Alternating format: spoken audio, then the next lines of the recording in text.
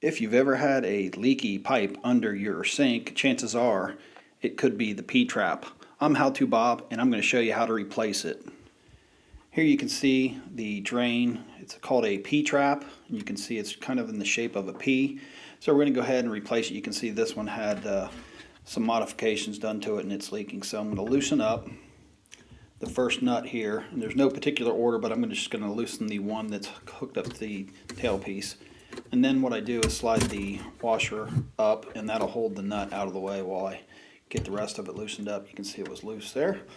Then I'm going to go to the very back here where it connects to the wall. And some older plumbing, you want to be very careful here because it could be brittle in the wall. This is in a newer house, so I don't have to be as careful, but you still want to make sure you don't break anything back in the wall.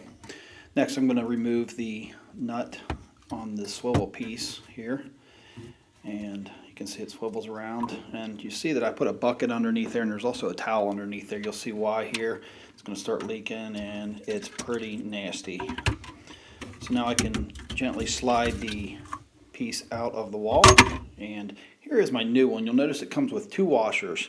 I'm going to use the smaller of the two because it will adapt my 1.5-inch pipe to my 1.25-inch tailpiece. Now you can see my new trap is a lot longer, so I'm going to have to trim that down, and you can do that with a saw, but I happen to have a handy PVC cutter here, and it'll do just fine for this trick. Like I said, if you don't have a cutter like this one, you can use you can even use a knife if you have to, or a saw works fine. So now I've got to put my nuts on there. I want to put that one with the threads down. Next I'm going to put my threads facing out on this one, and you'll see this one is the larger of the two washers, and it's beveled, so I'll put the beveled end out and I'll slide that on.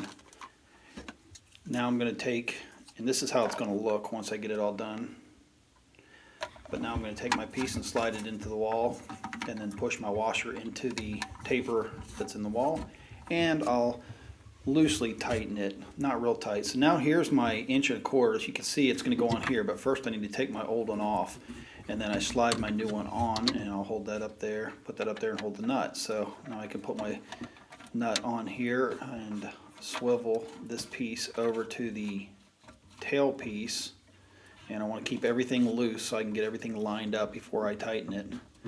And I'll push the little piece in the back into the wall just to make everything line up. Now I'm going to take my washer, and there's a little junk around there, so I want to push that down, make sure that seals off good, and I want to hold the trap itself up so that it doesn't sag or anything. And you can see I'm going to go ahead and hand tighten this. Then I'll take my channel locks and give it just a 1/4 turn on each one of these nuts here, and that's how you change the P-trap. I'm How To Bob. Thanks for watching.